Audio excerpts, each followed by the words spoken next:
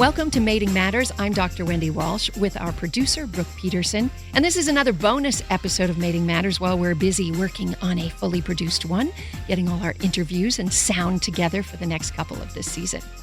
Mating Matters is a podcast about the psychology of human mating as it relates to evolutionary psychology. Because I believe that we've pretty much evolved to do most things in our life. And the reason why most human behaviors exist is to increase our reproductive odds. And so there are all kinds of things that we do that are invisible, and we don't even realize that, not only our ways of relating to one another, but also some of our cultural systems were all designed to increase survival, but not just survival. I mean, survival means you get enough food and shelter during your lifespan. But if you fail to reproduce, then you don't get to stay in evolution's chain.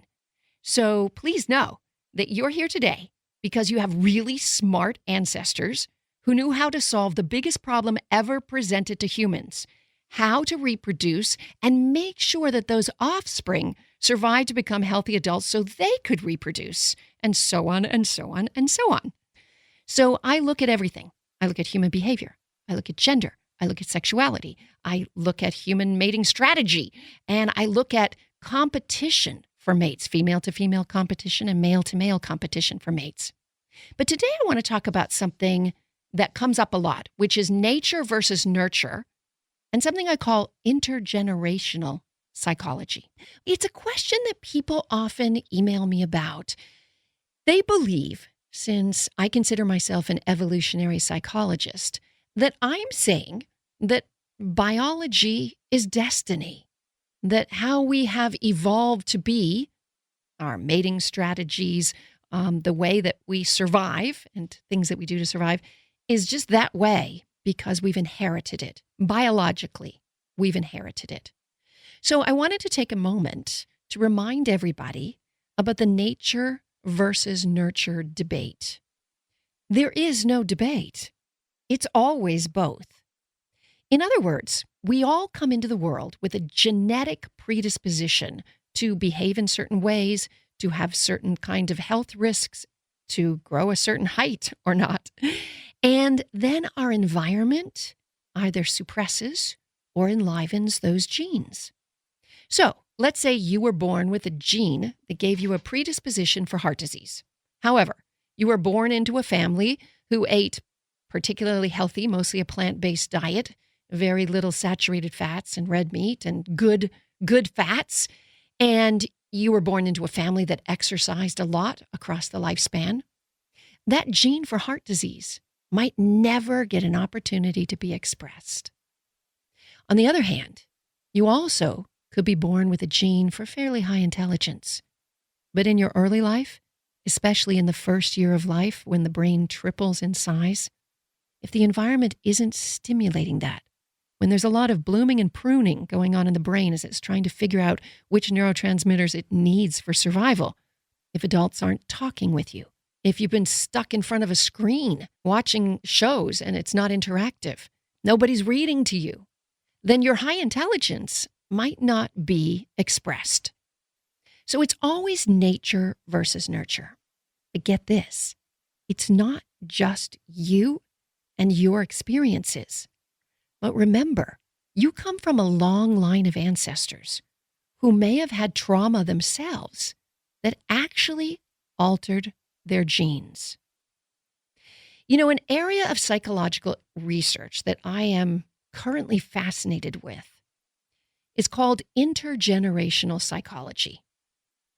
It includes the idea that our emotional responses to pain and suffering, and nobody gets out here easy, trust me, nobody has an easy life. The idea that our responses to pain and suffering can actually be transmitted genetically. I like to call it ancestor trauma. I mean, as I've just explained, our genes are loaded guns. They're loaded guns for physical ailments like heart disease, as I mentioned, and cancer. And they're also loaded guns for mental illness. Schizophrenia has a genetic link, for instance. But what about run-of-the-mill anxiety and depression? Could our roots of our fears and our sometimes wacky responses to stress actually lie with our ancestors? I think the answer is yes. Interestingly enough, most of the research to date on intergenerational transmission of personality traits and psychology has been done on worms, mice, and rats, of course, because they reproduce so quickly. But there's one human study done of Holocaust survivors and their children, and I think this gives us some interesting insight. A team at New York's Mount Sinai Hospital looked at the genes of 32 Jewish women and men who had been imprisoned in World War II concentration camps. Many of them had been tortured. Many of them had lived in fear for years while they were in hiding. Then they analyzed the genes of their children, now adults living in the United States, who had never, ever seen a war zone. And what the researchers found was interesting. They actually found genetic changes in the gene that produces and monitors stress hormones. This is important because this gene influences how we react and cope with stress. There have been studies on mice, one study in particular, where they induced stress in pregnant female mice. I know, awful, right? And what they found is the daughters of these mice got through the maze, ran the tracks, were able to procure food for themselves, were pretty functional. But the gene lay in waiting to become enlivened in the next generation. And it was the granddaughters of those mice that exhibited a host of mental disorders. So while genetic transmission of trauma is, of course, one piece of intergenerational psychology, a family system's emotional communication, or lack thereof, finally closes the deal.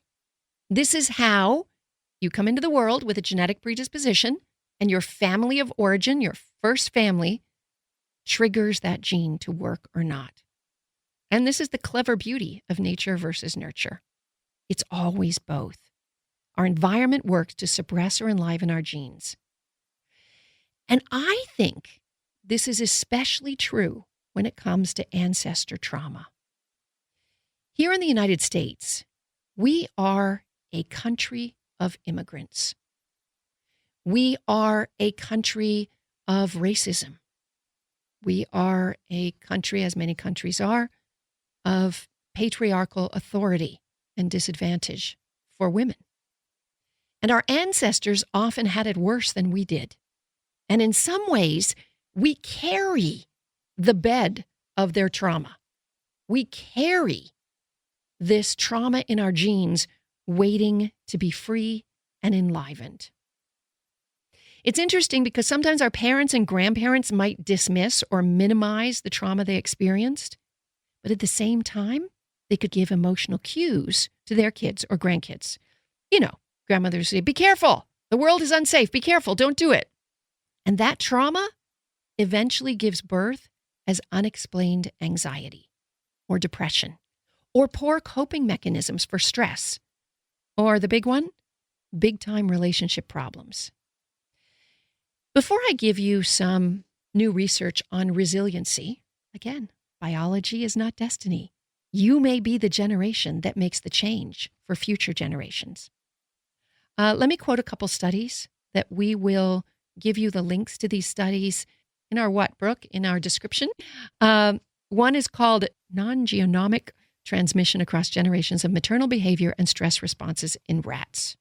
In this particular study, the researchers were able to determine, looking at multi-generations of female rats and their offspring, that there is definitely a cause between maternal behavior, motherhood, and how we treat our kids, and stress reactivity in offspring. And here's the interesting thing. That transmission of these, what we call individual differences in maternal behavior from one generation to another, continues on. However, these research findings indicate that variations in maternal care, meaning you can do something different, can serve as change, can make change. Another study looks at health, called Biological Pathways for Historical Trauma to Affect Health. And basically, the researchers looked at historically subjugated populations. And what they found is that lower socioeconomic status and trauma in generations shows up in poorer health outcomes when you compare it with the general population or the privileged population. So this theory basically says that the collective trauma of our ancestors negatively impacts the well-being of future generations. So they're basically saying it changes the genes.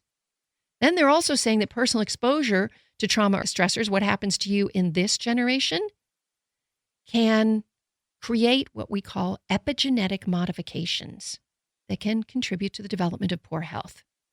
So, trauma changes genes, creates a higher stress response, makes people sicker, and also affects future generations. And so I say, if trauma can affect physical health, and we know that it can, why not mental health? And why not our relationships? Because relationship skills are partly taught, and they're partly inherited through our personalities. The kind of partners we choose, the kind of conflict style that we have available to us, the tools that we have available in our relationships came to us quite honestly through what we witnessed as children and what exists in our DNA. And so relationships are very, very complicated. It would be wonderful to say, there's just one succinct theory. This is what love is. And if you listen to my podcast episode called What is Love, you can hear some of those theories.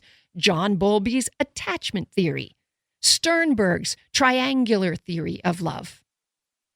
But there's also this idea that we inherit ways to love. And, I always remind people with relationships that every relationship is a growth potential for us. It's a gymnasium for our minds. And we should never, ever regard any relationship as a failed relationship. It's an opportunity for growth.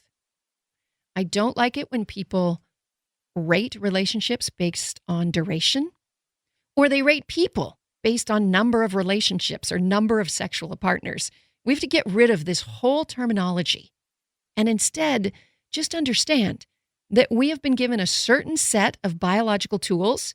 We're heading out into the world where we meet another person who's got their own set of biological tools, and then we enter a psychological relationship system that we learned somewhere, and it might not be so functional.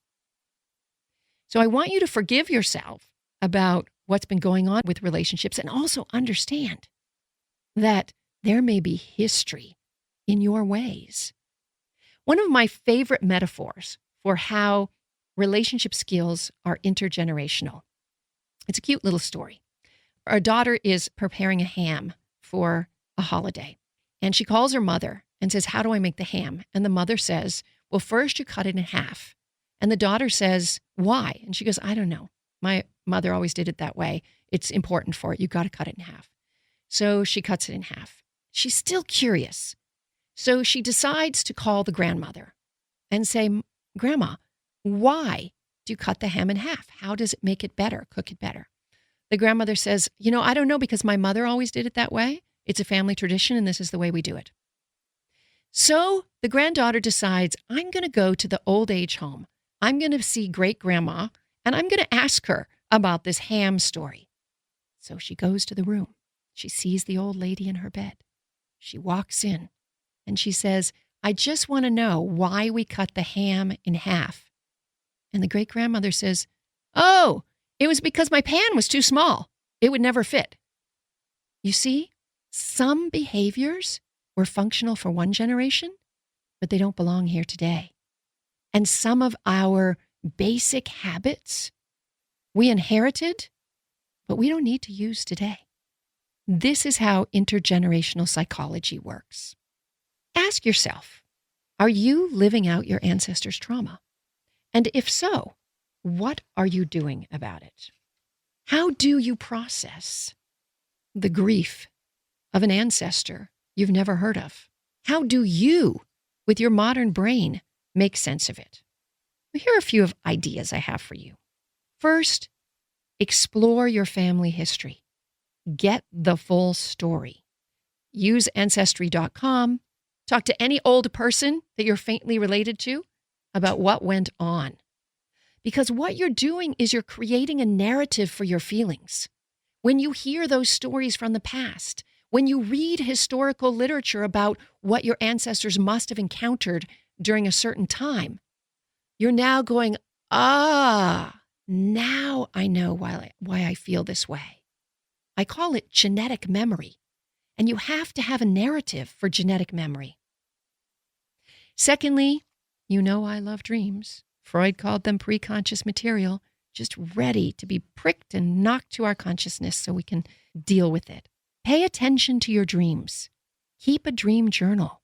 It's there in your DNA, and the stories will show up from your unconscious in your dream life. Third, if you are going through an identity crisis, I want you to respect that crisis. Untangling a family's emotional past might mean breaking codes of silence, and this may alienate you from the family. You know, a child sometimes speaks of the unspeakable when parents and grandparents could not, and this rattles people. There may be a period of separation and loss, while you create a new self-identity based on a healed narrative. Okay, the fourth bit of advice has to do with really reframing things, changing your perspective on things. Imagine if you could think of yourself as the chosen one, the one who was born with genes for a little more sensitivity, for intuition, for more emotional intelligence. You know, family systems therapy works like this. Usually when a family comes into therapy, they don't look 4 generations before them for the source of their troubles that created the unfair family system. They instead point to usually one member. We call it the identified patient. And they will say, fix this person, you know, this kid who's using drugs, this mom who's the alcoholic, or this dad who's the workaholic, right? Fix this person, and then our family will be okay. But remember, it was the family that created that person because of the system and how they worked. So if you're the one who is feeling more troubled, find strength in that. Know that you've been, I believe, chosen to be the one to do the emotional work for the whole family. If you are suffering from unexplained anxiety and depression, and you do take the time to delve into your ancestral past, interview all the old relatives that you can find, you might also dig up a treasure trove of interesting facts, not just the trauma, but the great things that happened in generations before you. So I really encourage you to look to intergenerational psychology as a sign of strength. When I found out that my grandmother, for instance, was born on a rock in the North Atlantic, the daughter of a lightkeeper with 13 kids, and was sent off in a rowboat at the age of 10 to be a washer girl, laundry girl to a wealthy family on the mainland so that she could survive because her dad died, and then immigrated to Canada at the age of 24, alone on a boat with an icebreaker on the front, I thought to myself, that tough woman's inside me. Wow, that's pretty cool. So take the time to do the research and know that the good and the bad is inside you, but you have the intelligence to process it and the emotional sensitivity to help your entire family. I want to close by simply saying, go forward. Know that your conscious mind will never allow you to feel what you can't handle. You got this. Mating Matters is produced in partnership with iHeartMedia. It is researched, interviewed, and written by me, Dr. Wendy Walsh, and it is edited and produced by Brooke Peterson. You know, people don't learn about podcasts usually by just searching around. They learn about a podcast because somebody who loved that podcast told them about it. So I encourage you to please subscribe, write a review, and more than anything, hit that share button now. Think of somebody who would like to hear this information as much as you enjoyed it. Follow us on Twitter, Facebook, YouTube, and Instagram at Dr. Wendy Walsh. Listen to Mating Matters on the iHeartRadio app or wherever you listen to your podcasts. Thanks for listening. I'm Dr. Wendy Walsh.